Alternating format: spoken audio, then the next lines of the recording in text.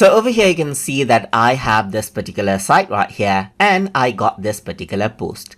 Let's say what I want to do is I want to add in a description to this particular post. In that case, you can also go ahead and then edit out your existing post right here. So to do that, from your WordPress dashboard right here, you can go around onto post and then go to all posts right here, and you can see the published post that you have. So over here you can see that I have the title second draft post right here, which is this one. So I can simply go ahead and click this right here, just like this. So once I go ahead and do that, it actually goes ahead and opens out the post so that I can edit it. So I can go around and press enter and choose a block that I want. So I'm going to choose paragraph, and let's say for example I'm going to go around and say this is our school